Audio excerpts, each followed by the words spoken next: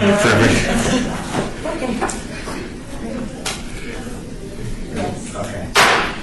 Call to order. Committee of the Board of Civil Service Trustees. This is January the 10th, 2018. Has this meeting been properly noticed and posted in compliance with the Nevada Open Meeting Law? Thank you, Kirsten. Would you call roll so the signature is compliant? Chair Jordan? Here. Vice Chairman Floyd? Here. Member Birch? Excused. Member Mack? Here. Member Chavez? Here. You have a form of court. At this time, we'll go to item 3. Public comment. The agenda must be limited to matters on the agenda for action. For viewers to be heard, come forward to give your name for the record. The amount of discussion as well as the amount of time any single speaker is allowed may be limited. Seeing none. At this time, item 4, a motion for possible action to approve the final minutes by reference of the regular meeting of December 27, 2017. Vice Chairman Floyd, I motion to approve the final minutes by reference of the regular meeting of December 27, 2017. All in favor of this? Aye. Okay.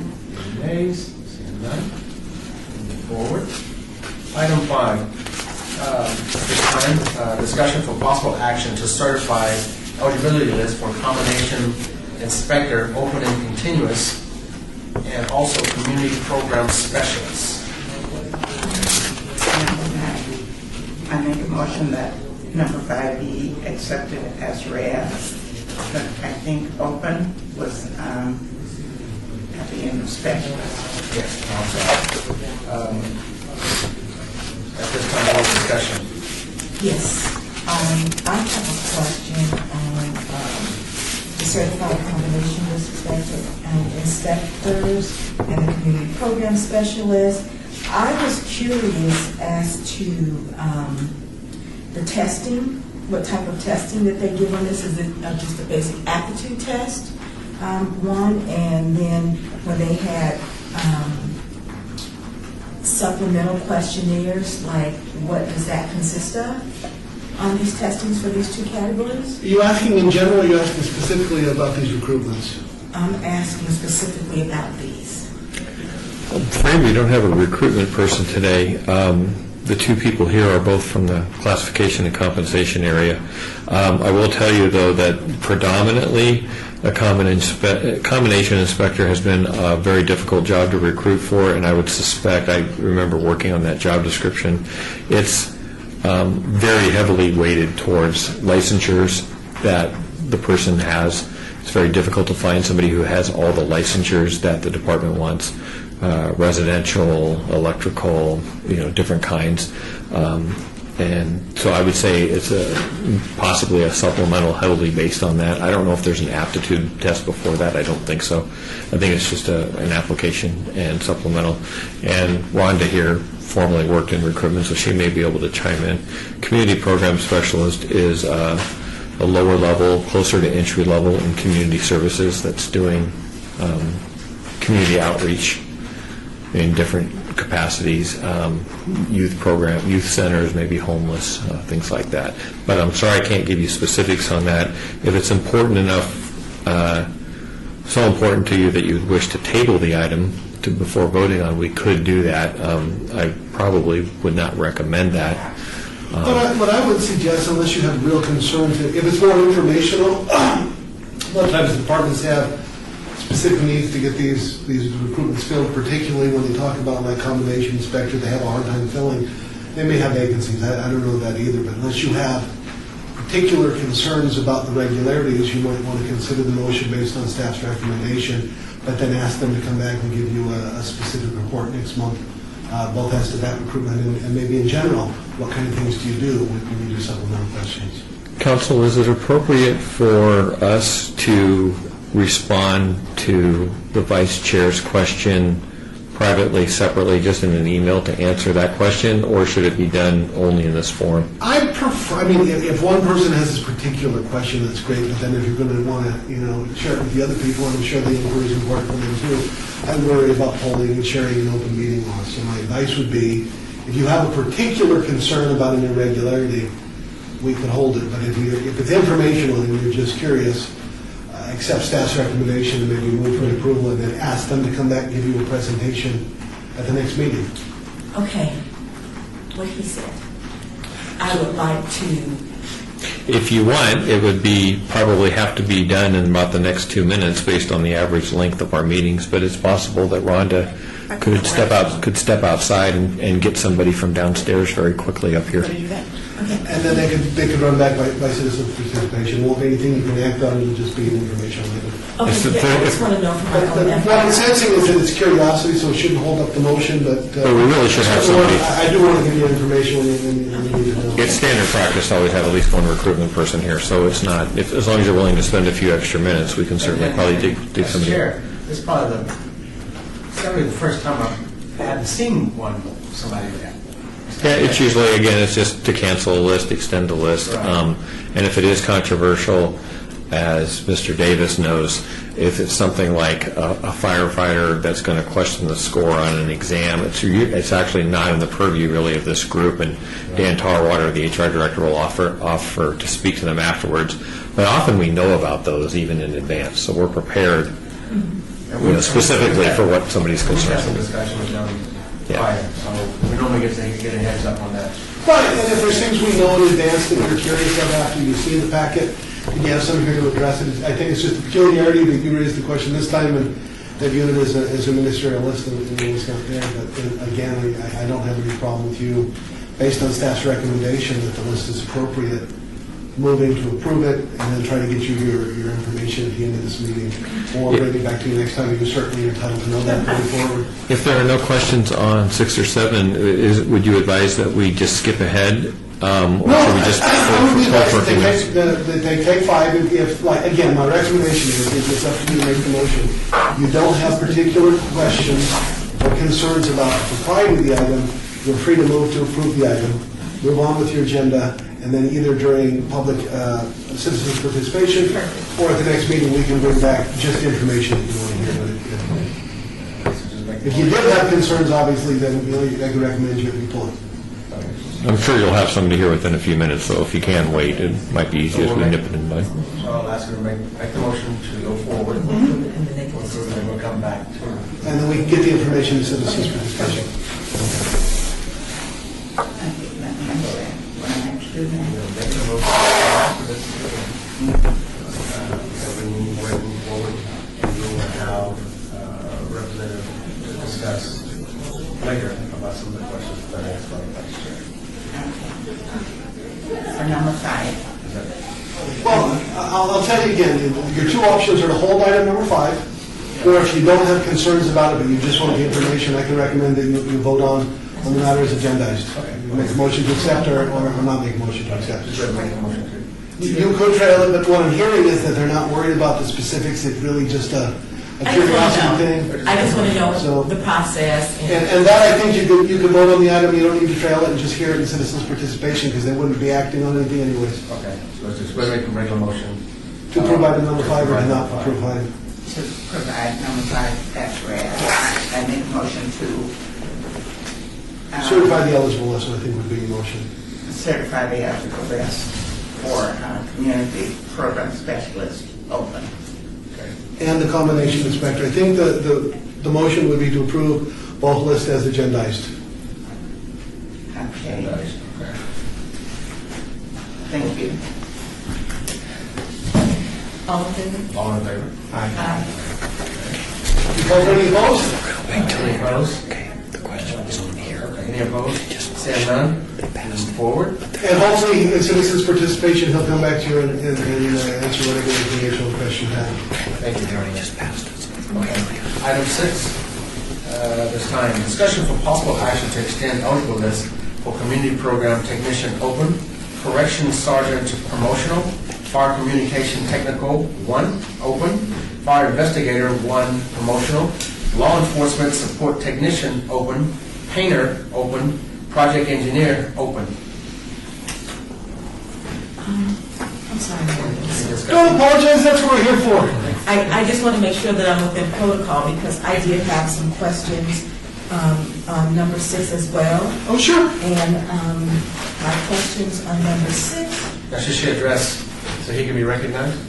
Let's have him, well, make your questions and we'll see if he can answer them. He's going to be here and hopefully provide you some information on number 5 during citizens' participation. But if you have questions before you want to call on 6, raise it, we'll see if we can address them.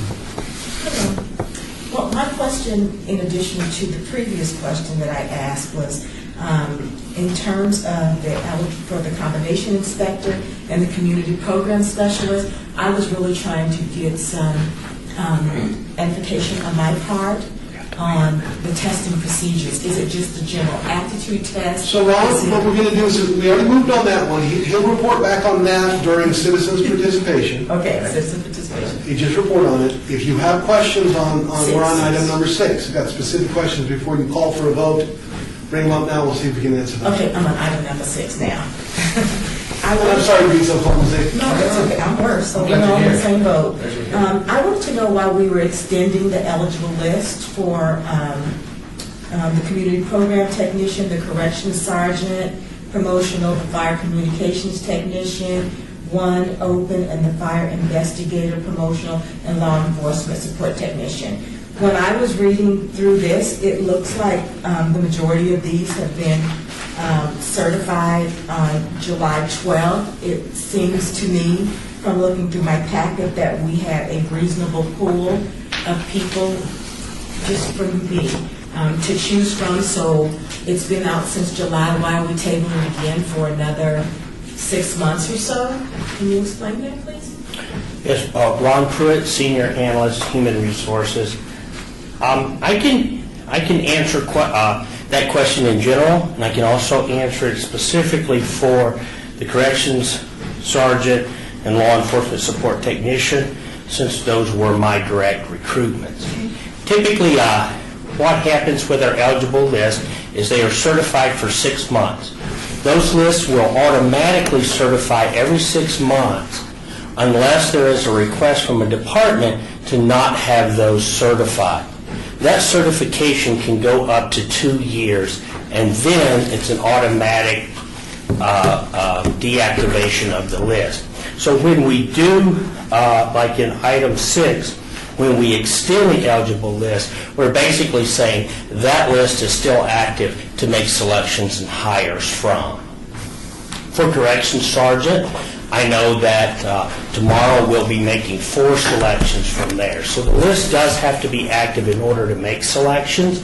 And with DPS, public safety, the time between creating the list and actually making selections can be a while. But we do want to keep those lists active so that we can make hires for the next 12 to 18 months into 24 months. Okay, so I'm not going to interrupt you. So Chair Jordan, so what this is, it's roughly it's a 2-year span, and by extending it, and educating you, by extending it, that means you can keep going to that pool of folks without automatic deletion. Because after 2 years, it wipes everything out. Correct. And I can help you with that too. That your rules, which govern you, allow you to do certain things. One of it is to establish an eligible list. It's a list of people that is eligible to be further considered in the recruitment.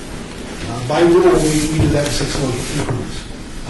The list needs to be active. It's got to be people on that have already gone through a background, their application's been reviewed, make sure they meet the minimum qualifications, they've done some amount of process. Sometimes these recruitments are very expensive. There's a technical aspect, and a lot of it's the minimal. How much value can we get from the list? If we've gone through it, we still have an attractive applicant pool. We don't want to start the process over.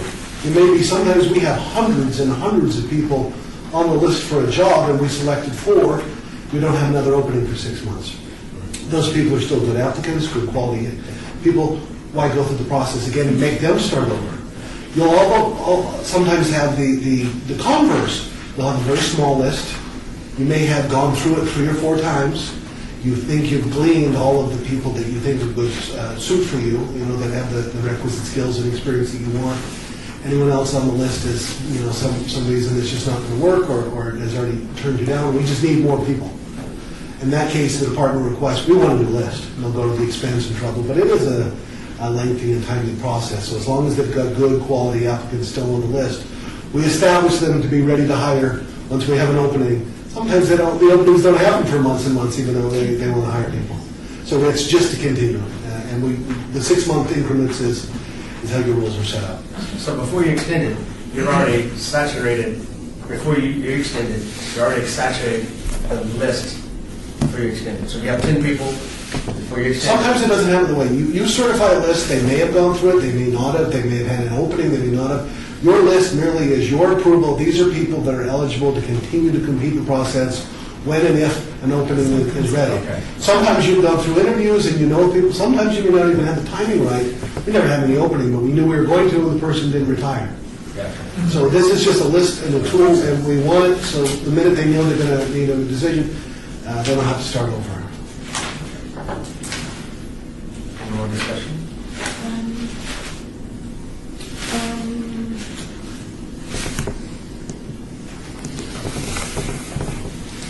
Yeah, actually, I have one more, please, if you don't mind. And this one is just extending the list for the project engineer. And it looks like the person's signature on here is maybe Alan. I'm not really sure, but he didn't have, he had no preference. What can you explain when he says no preference? Does that say he doesn't care whether it's extended or not extended? What does no preference mean in your language? I do not know for sure. Ron Pruitt, I do not know for sure. I can only have an opinion. Just for the record, can I help you identify what you just referenced in your backup material? What you're looking at, this was in your backup materials. It's a memorandum extension But I can't eligible. say for sure. They do ask, and the 3 options are, yes, I want to extend. Yes. And that could be any for a variety of reasons. It's usually the director, and then it's, I want to extend it because I have good quality people. Do not extend, nope, I want to start over, or I don't really care. And, they try to take the department director's request. He may not really care. It could be anywhere from, I'm not recruiting, I don't know anyone, it's a new list. And in that case, he really doesn't have a preference one way or another. If he's not going to ask that you let the list expire, for cost and efficiency reasons, we've already done all the work, probably go ahead and just continue to extend it. If there's not a reason to start over, but those are your 3 options. I want this one extended, don't want it, it's a bad list, start over, or I don't really care, I'll leave it to you in the professional ranks. Member Chaydez would like to make a motion to approve item number 6 as read. All in favor? Aye. Any opposed? Seeing none. Item 7, discussion for possible action to certify classification and specification for buyer, senior buyer, contract specialist, and janitor.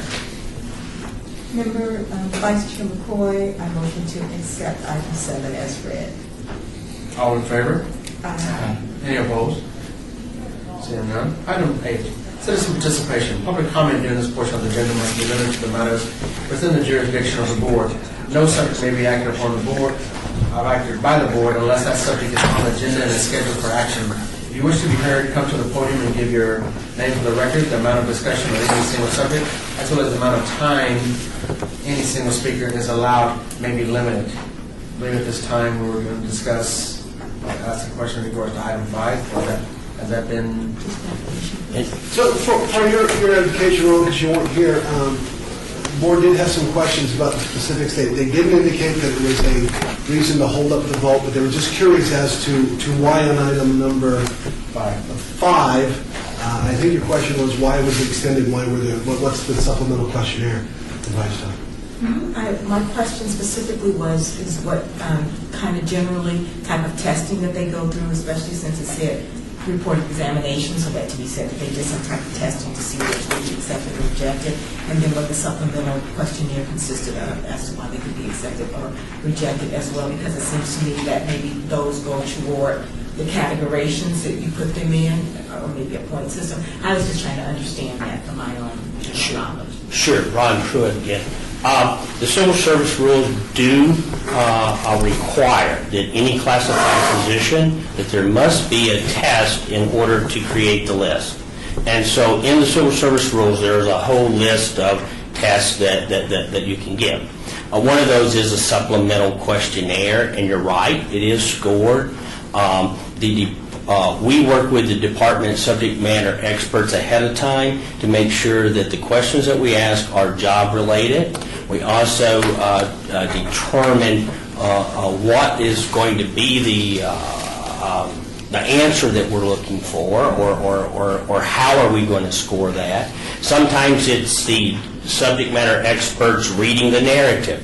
Please explain to me your experience with the project management, and then you'll tell us all about it, and then there'll be a scoring of that question. Sometimes a supplemental can be just a very check, more of a training and experience. How many years have you had in this? And so the more years experience, the higher you'll score on it. Once that we score those, then that becomes the test for the exam and list placement. I cannot speak specifically to the recruitments listed in 5 as far as the specific supplemental. That was just a general answer of supplementals. It gave me, Vice Chairman Floyd, it gave me a general idea as to what you all are looking for and the categorization process in this. So when I'm reading this, it helps me garner a greater understanding. So I appreciate it. You're very welcome. So just know, I just want to appreciate our attorney, the HR staff, and so forth that have been you going down to get your colleague. We got to kind of changing the view of the board. I mean, we have questions. The board has some questions that was answered, and we just want to give some credibility to the board. Not that it never had it, I'm just saying. And I love that. I like that you want to answer these questions. And again, we won't want to answer them outside of agendized media. Definitely. But if you know you're going to have questions, in years past, some people never even looked to back up. It's great to see that you read it. If you have something that sparks curiosity, I don't think there's anything wrong with sending an email to the secretary saying, I'm going to want this addressed. Okay. We won't want to answer you in the email, but we'll have prepared, because our goal is to give you all the information that you want me to feel comfortable. That's fair. If I can just mention too, Andy Spurlock, is Rhonda Watson and I, what we do in classification and compensation, whenever, according to the agreement with the union, especially the main employee union, and also fire to some degree, is when we make like a revision to a classification or set up a new one, we have to send that to the union. We don't ask for their approval, we don't use that word, but we ask them if they have any questions or concerns. And if they do, they may think they have that approval role, but they really don't. But if they do share a question or concern that we don't satisfactorily answer, they can say that we would like to meet and confer. So I just wanted to let people know that it is rare to almost non-existent for us, from our standpoint, revisions, new classifications, for us to come to this board without having basically all clear from the union that they have no problem with it. I just want to, now some other things on a technical basis, we can maybe not have the grade on a new job completely agreed to with the union, but that doesn't stop us from, they may not like it, but we technically can still come and get you to approve the classifications from a classification standpoint, just approving the words, basically. So I just want to let you know that it's very rare for us not to have everything in sync, and that's why the meetings, to a large degree, are so uneventful, because we try to make sure of that before it gets here, so that we don't have open arguments and something that looks like a courtroom. Once in a great while, we'll have, I think I mentioned this before, we may have like a firefighter who questions the score on an exam, and it's really not even and we'll know about that in advance, and that's really not even in the purview of this group that fully, but often our counsel and our HR director will just advise the person, can we talk to you after the meeting? And it usually clears everything up. So I just want to let you know, yes, it is an uneventful meeting. I used to sit on that side of the table. I was on the board at one time, and it's just set up that way. So that it's not litigated, so to speak, in front of the board. So. Chair Jordan, and I do appreciate that, because a lot of times, but you have to know what to say. Because a lot of times, for informational purposes, when it comes to citizen participation, is when others, the departments show up, and we're going to have to listen to them. Okay, we put a time limit on it, but that's good to have not only staff here, respectful staff here, and our council to direct us on, hey, things were already taken care of way prior before we got here. So I've been, unfortunately, on this side, dealing with that, alone when Dave was out of town and others were gone. So, yeah, I do know it happens. So we're not needing that, but again, just the knowledge we got today, I really appreciate the guidance you guys are giving us. So we're going to continue that. At this time, I'd like to adjourn at 5:04. You are very welcome.